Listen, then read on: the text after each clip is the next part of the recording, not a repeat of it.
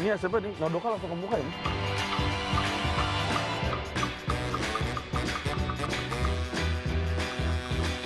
Suara sayup ketukan bambu yang khas memecah keheningan di sudut perumahan hingga kawasan padat penduduk. Begitu mendekat, aroma gurih kuah kaldu langsung menyapa indera penciuman. Hai, nyam-nyam. Ya, inilah cuanki. Bagi sebagian orang, jajanan ini adalah penyelamat di kala lapar melanda atau camilan ringan di sore hari. Kuliner khas Bandung yang satu ini identik dengan pedagang panggulan yang menyisir jalanan. Menariknya banyak yang menyebut nama cuanki merupakan singkatan dari cari uang jalan kaki.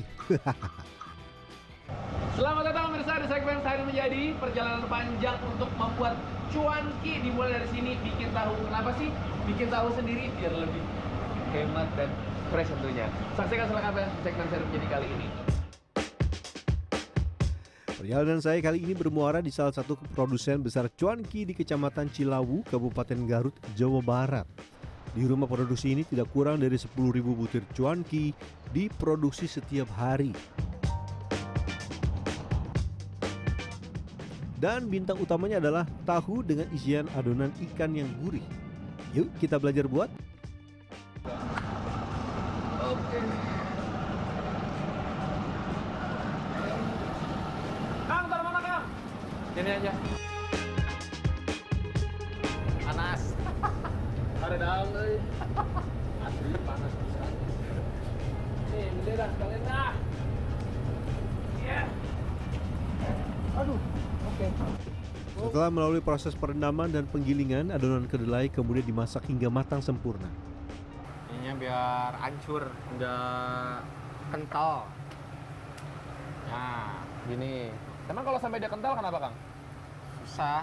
susah disaring. Air ditambahkan untuk menjaga agar adonan tidak terlalu pekat. Ini yang harus diperhatikan juga adalah jenis saringannya. Ini saringannya sangat amat tipis. Beda sama saringan yang biasa buat di rumah bikin teh.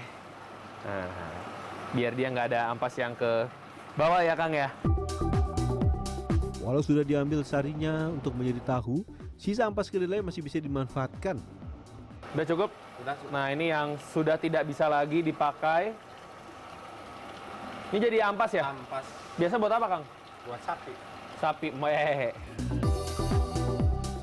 Setelah buih, sisa penyaringan juga dibuang, kita masuk ke tahap yang paling menentukan, yaitu menambahkan air cuka atau larutan asam ke dalam bak penampungan. Air asam? Biar apa Kang pakai air asam? Biar jadi tahunya. Kalau nggak pakai ini nggak jadi tahu. Oh kalau nggak pakai nggak jadi? Air cuka. Air cuka. Cairan inilah yang menjadi kunci untuk memicu proses pengumpalan sari kedelai hingga membentuk tekstur tahu yang kita kenal.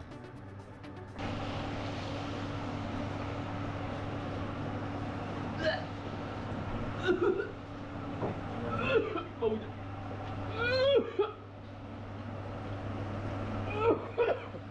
Agak bau. Bau banget. Bau banget. Kenapa sayur ya?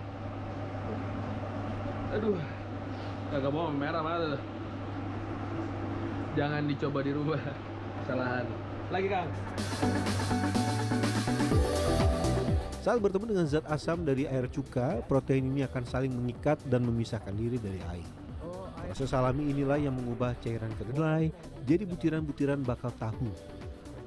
Ingat pelajaran fisika pas lagi saya SMA. Nah udah. Dimasukin sama itu.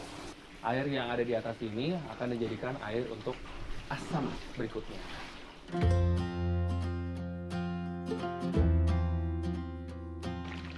Langkah selanjutnya, gumpalan bakal tahu ini dimasukkan ke dalam cetakan kayu tradisional. Di sini tahu harus disusun merata dan ditekan kuat agar teksturnya padat dan solid. Setelah terbentuk, tahu kemudian dipotong-potong dan terakhir tahu digoreng hingga matang sempurna. Lanjut Pak, goreng. Tahu yang sudah jadi? Kita lanjut bikin cuanki. Let's go. Pak, lanjutkan Pak. Tekstur tahu yang lembut namun cenderung hambar jadi pasangan yang sempurna bagi isian adonan ikan yang gurih. Sebagaimana makanan gurih lainnya, ini pakai ikan apa Pak? Apa ya? Ikan kuniran dan Oh. tenggiri campur. Kuniran sama tenggiri ya. Harus pakai ikan. Iya, pakai ikan syarat utama, pakai ikan. Kalau pakai ayam? Pakai ayam kurang kurang ngembang gitu. Oke. Kalau bakso itu Kalau bakso baru ayam bisa. Setelah garam dan penyedap dimasukkan, rahasianya ada di tepung tapioka. Tapioka masuk.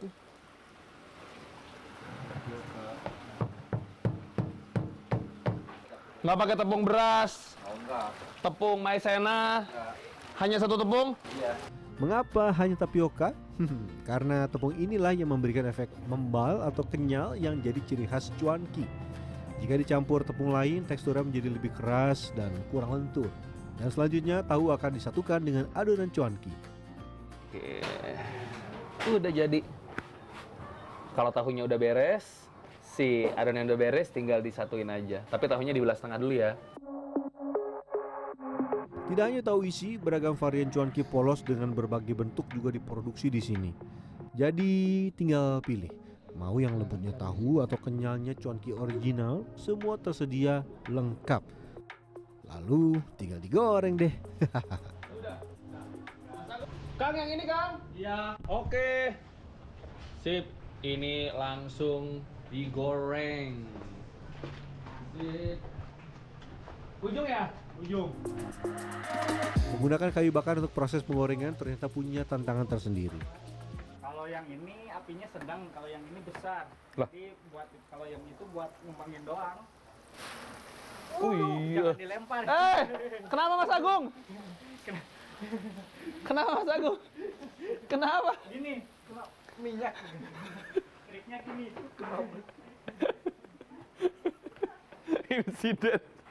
Insiden.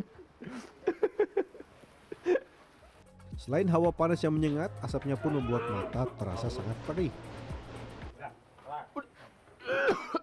Ini.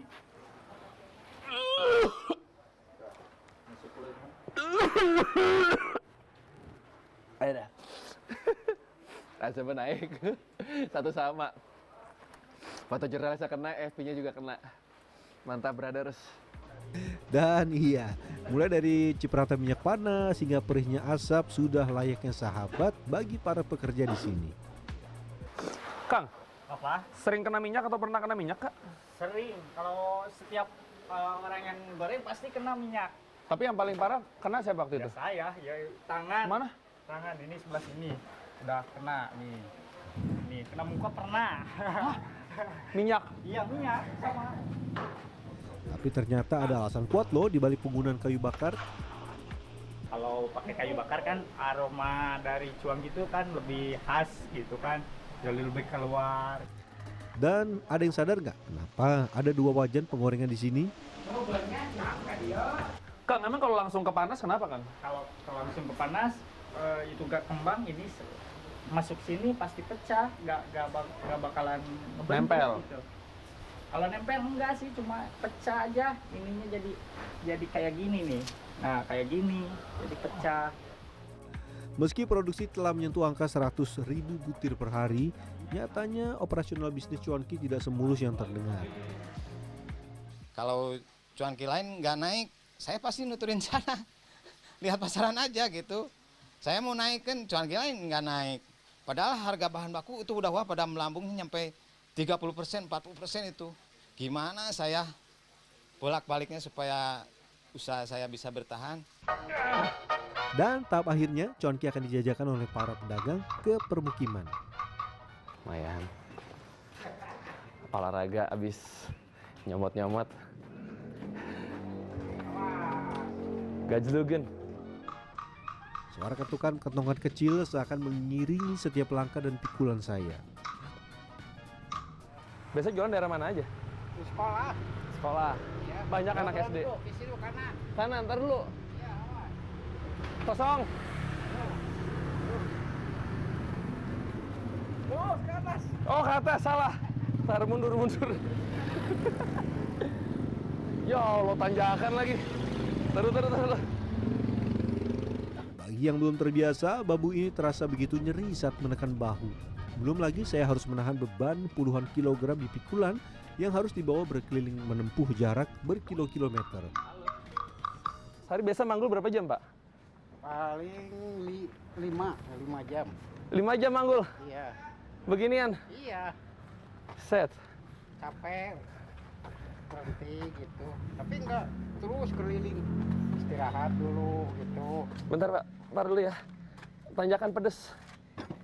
Ini padahal saya udah pakai tambahan alas biar nggak terlalu pedes, cuman karena nggak biasa bambu pedes. Urusan penyajian, pelanggan bebas memilih. Bisa dipadukan dengan mie instan agar lebih kenyang atau cukup menikmati cuanki saja untuk cemilan sore hari. Harganya pun sangat terjangkau, rata-rata Rp1.000 saja per buahnya, yang sudah lengkap dengan siraman kuah kaldu ayam yang gurih serta pelengkap lainnya.